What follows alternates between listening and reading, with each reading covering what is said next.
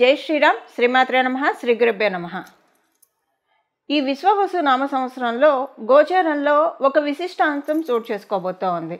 ఈ విశిష్టాంశము నవగ్రహాల్లో ఒక గ్రహమైన, అలాగే దేవతలకి గురువైన బృహస్పతి వల్ల చోటు చేసుకుంటుంది.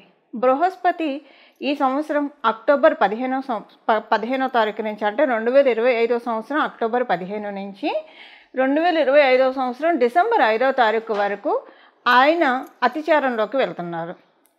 అతిచార గురుడు అతి బలవంతుడు అని జ్యోతిష శాస్త్రం చెప్తుంది. అతి బలవంతుడు ఏ విషయాల్లో? ద్వాదశ రాశుల వాళ్ళకి, ద్వాదశ లగ్నాల వాళ్ళకి గురు భగవానుడు అతిచారంలోకి వెళ్ళడం వల్ల ఎలాంటి ఫలితాలు చోటు చేసుకుంటాయి, ఈ విషయాన్ని ఇప్పుడు మనం చూద్దాము. ఆయన అతిచారంలోకి వెళ్తూ ఉన్నాడు. ఏ రాశిలోకి వెళ్తున్నాడు? ప్రస్తుతము ఆయన సంచారము మిథున రాశిలో ఉంది. మిథున రాశి నుంచి ఆయన కర్కాటక రాశిలోకి వెళ్తున్నారు. డిసెంబర్ 5 నుంచి మళ్ళీ డిసెంబర్ 5కి మళ్ళీ మిథున రాశికి ఆయన వచ్చేస్తారు. సో ఈ అతిచారంలో ఉన్న గురు భగవానుడు ఇచ్చే ఫలితాలు ద్వాదశ రాశుల వాళ్ళకి, ద్వాదశ లగ్నాల వాళ్ళకి ఏ విధంగా ఉండబోతూ ఉన్నాయి? కర్కాటక రాశి ఆయనకి ఉచ్చస్థానము.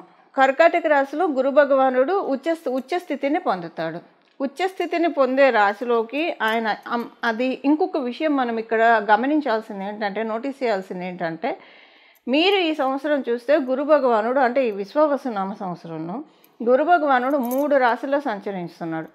వృషభ రాశిలో సంచారం ముగించుకొని ఆయన మిథున రాశిలోకి వచ్చారు ఈ విశ్వావసు నామ సంవత్సరంలోనే, ఏప్రిల్లోనే. అలాగే అంటే 2025 నా ఉద్దేశం. ఈ 2025లో ఆయన 3 రాశుల్లో సంచారం చేస్తారు. ఏప్రిల్ నుంచి ఆయన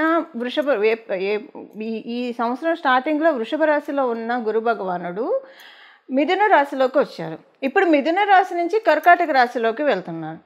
అంటే 3 రాశులు అన్నమాట. 3 రాశుల్లో ఆయన సంచారం 2025 సంవత్సరంలో ఆయన సాగించారు. ప్రస్తుతం ఈ అతిచారం యొక్క ఫలితాలు ద్వాదశ రాశుల వాళ్ళకి, ద్వాదశ లగ్నాల వాళ్ళకి ఎలా ఉంటుంది? ఈ అతిచార గురుడు అతి బలవంతుడు ఏ విషయాల్లో ద్వాదశ రాశుల వాళ్ళకి ఇది మంచి ఇంపాక్ట్ని క్రియేట్ చేస్తుందా, లేదంటే ఏమన్నా జాగ్రత్తలను సూచిస్తుందా? ఇవన్నీ కూడా మనం ఒక్కొక్క రాశికి విడివిడిగా తెలుసుకుందాం. వృశ్చిక రాశి, వృశ్చిక లగ్నాల్లో పుట్టిన వాళ్ళకి గురు భగవానుడు యొక్క అతిచార సంచారము 8th and 9th యాక్సిస్లో జరుగుతూ ఉంది మీకు. సో అష్టమ, నవమ స్థానాలు.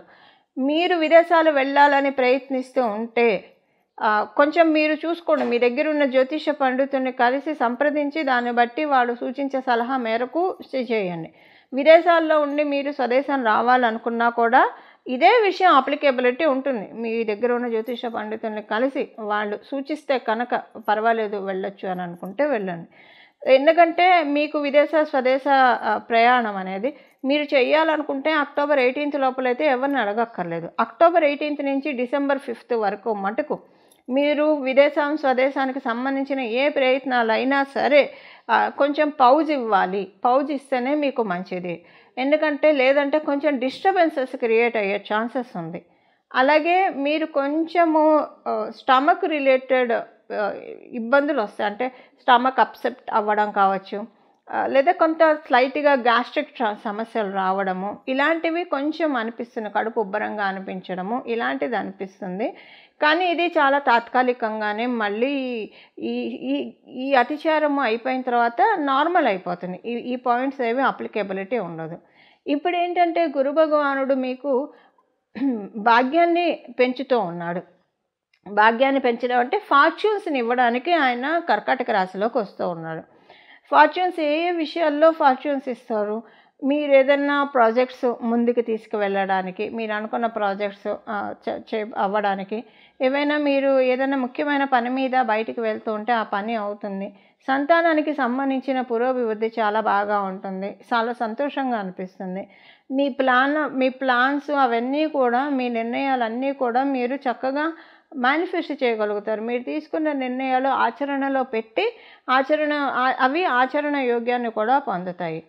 దాంతోపాటు మీ రాశి మీద భగవంతుడి యొక్క ఆశీస్సులు కూడా చాలా చక్కగా వస్తున్నాయి. భగవంతుడి యొక్క ఆశీస్సులు రావడం వల్ల మీకు ఇది చాలా సంతోషకరమైన సమయంగా అనిపిస్తుంది. విదేశాలు, స్వదేశము ఈ విషయంలో కొంచెం జాగ్రత్తగా ఉండాలి.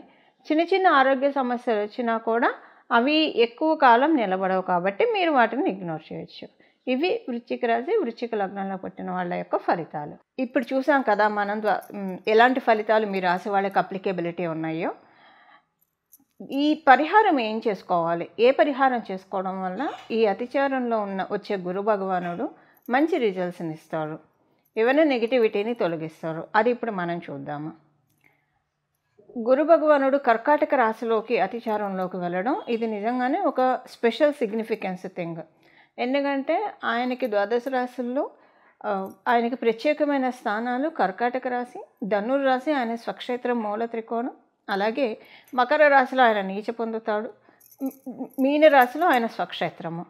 ఇలా ఈ 4 రాశులలో ఎప్పుడైనా సరే గురు భగవానుడు సంచారం చేసినా లేదా ఈ 4 రాశుల మీద ఆయన దృష్టిని పెట్టినా చాలా మంచి విషయాలు గోచరిస్తాయి. సో ఇప్పుడు మనం చేసుకోవాల్సిన పరిహారం ఏంటో ఇప్పుడు చూద్దాం. ఎవరైనా సరే మీకు బయోలాజికల్ గురువులు తెలిసిన వాళ్ళు ఉంటే కనుక మీరు ఎవరినైతే గురువుగా భావిస్తున్నారో వాళ్ళకి మీరు ఏదన్నా దక్షిణ ఇవ్వడం, అంటే తాంబూల దక్షిణలతోటి వారి ఆశీర్వాదం తీసుకోవడం ఉత్తమము.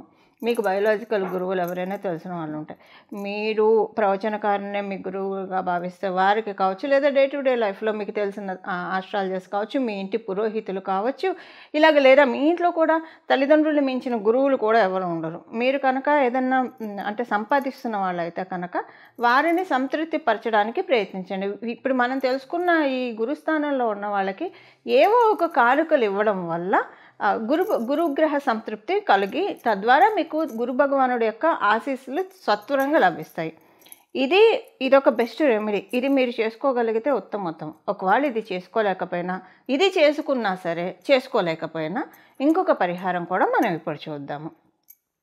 ఈ పరిహారం ఏంటంటే అతిచారంలోకి గురు భగవానుడు మధ్యలో వస్తూ ఉంటాడు. కర్కాటక రాశిలో అతిచారంలోకి రావడం నిజంగా చాలా సిగ్నిఫికెన్స్ థింగ్. మళ్ళీ 12 సంవత్సరాల వరకు ఆయన అంటే కర్కాటక రాశిలోకి ఒకసారి వచ్చేసాక ఇంకా కర్కాటక రాశిలోకి ఆయన అతిచారంలోకి రాలేడు. మళ్ళీ 12 సంవత్సరాలు పడుతుంది ఆయన రావడానికి. అండ్ ఎందుకంటే మిగతా రాశులను కూడా చుట్టి రావాలి కాబట్టి ఇది ది బెస్ట్ టైంగా మీరు భావించాలి. ఇప్పుడు చూడండి, దేనినైనా సరే మనము మన భావన మాత్రం సంతుష్టుడు భగవంతుడు. మన ఆలోచనలు బట్టే మనకి జరిగేవి ఉంటాయి. యద్భావం తద్భవతి. ఇప్పుడు మీరు ఎప్పుడైనా బాగా దట్టమైన చీకటిని చూసారనుకోండి, కళలో కావచ్చు, నిజంగా కూడా కావచ్చు. చీకటి అంటే ఎవరికైనా భయం. ఒకవేళ మన మనసులో కనుక ఈ చీకటిని అమ్మవారి కురులుగా మనం భావిస్తే, అంటే అమ్మవారి కురులు కూడా ఇంత చక్కగా నల్లగా దట్టంగా ఉంటాయి అని మనం ఒక్కసారి మనసులో భావిస్తే మనకున్న భయం పటాపంచలైపోయి అమ్మవారి ముఖార విందాన్ని, అంటే ఆ ముఖార విందం కోటి కాంతులతోటి ఉంటుంది. ఆ కాంతిని మనం వర్ణించలేము. అంటే మన చుట్టూ కూడా కాంతి వెదజల్లుతూ ఉంటుంది. అంతా కూడా మన మైండ్లో ఉంటుంది. సో మన ఆలోచనలే మన ప్రణాళికలు అవుతాయి. మన ప్రణాళికలే మన సక్సెస్కి పాత అవుతాయి. ఇప్పుడు ఇదంతా ఎందుకు చెప్తున్నానంటే జ్ఞానప్రదాత గురు భగవానుడు కాబట్టి ఫస్ట్ ఇంకొక రెమెడీ, ఈ సమయంలో నెగిటివ్స్ ఆలోచించకండి. మీ గురించి కావచ్చు, మీ చుట్టుపక్కల ఉన్న వాళ్ళ గురించి కావచ్చు, ఏదైనా సరే నెగిటివ్స్ అసలు ఆలోచించకండి. పాజిటివ్ మైండ్ సెట్తో ఉండడానికి ప్రయత్నించండి. నెగిటివ్స్ ఆలోచిస్తే అది మీకు తర్వాత ఇబ్బంది కలిగే అవకాశం ఉంటుంది. మీ గురించి మీరు ఆలోచిస్తే ఒక ఎత్తు, అవతల వాళ్ళ గురించి మీరు ఆలోచిస్తే అది మీకు కర్మదోషంగా కూడా పరిణమిస్తుంది. జాగ్రత్తగా ఉండండి. ఎందుకంటే ఆయన కర్కాటక రాశిలో ఉచ్చస్థానం, ఆయన పుష్యమి నక్షత్రంలోనే ఉచ్చస్థానాన్ని పొందుతాడు. సో పుష్యమి నక్షత్రాధిపతి శనేశ్వరుడు కూడా కావడం వల్ల ఇప్పుడు ప్రతిదీ క్యాలిక్యులేటెడ్గా ఉంటుంది. శనేశ్వరుడు కూడా మీనరాశిలోనే సంచారం చేస్తూ ఉన్నారు. సో ఆలోచనలని చాలా జాగ్రత్తగా కంట్రోల్డ్గా ఉంచాలి. మనసు ఏదంటే అది ఆలోచిస్తూ ఉంటుంది. భగవంతుడి మీద మళ్లించడానికి ప్రయత్నించండి, అది ఉత్తమోత్తమము. ఇది ఒకటి. ఇది ప్రాక్టికల్ రెమెడీ. దీంతోపాటు మీరు దక్షిణామూర్తి స్తోత్రం కావచ్చు, కృష్ణాష్టకం కావచ్చు, లేదా దత్తాత్రేయ స్వామి వారికి సంబంధించిన చరిత్ర పారాయణం చేయడము, ఇలాగ గురులీలామృతం పారాయణం చేయడము, శ్రీపాద శ్రీవల్లభుల చరిత్ర పారాయణం చేయడం, ఇలాగ మీరు రాఘవేంద్ర స్వామి వారు మీ గురువు అయితే వారి పూజ చేయడం, ఇలాగ ఏదో ఒక గురువుల్ని పూజ చేయడం వల్ల చాలా చక్కటి సత్ఫలితాలు వస్తాయి. ఇది చాలా ఉత్తమోత్తమమైన సమయంగా భావించాలి మనము. దీనివల్ల ఏంటంటే మనకి రాబోయే కాలాల్లో మంచి ఫలితాలు రావడానికి అప్పుడప్పుడు గోచారంలో ఉన్న గ్రహాలు ఇలాంటి అవకాశాన్ని మనకి ఇస్తూ ఉంటాయి. సో మనం అంటే ఇదంతా కూడా ముండేన్ ఆస్ట్రాలజీకి ఈ రిజల్ట్స్ అన్నీ సపరేట్గా ఉంటాయి. బట్ పర్సనల్గా మనకి మంచి జరగడానికి ఏం పరిహారాలు చేసుకోవాలో ఇప్పుడు మనం తెలుసుకున్నాము. దీన్నంతా కూడా మనమంతా కూడా సవ్యంగా వినియోగించుకొని గురు భగవానుడి యొక్క అపార కృపకి మనమందరం కూడా పాత్రులు అవ్వాలని, అవుతామని మనసారా భగవంతుని ప్రార్థిస్తూ భావిస్తూ మంగళం. నమో భగవతే వాసుదేవాయ.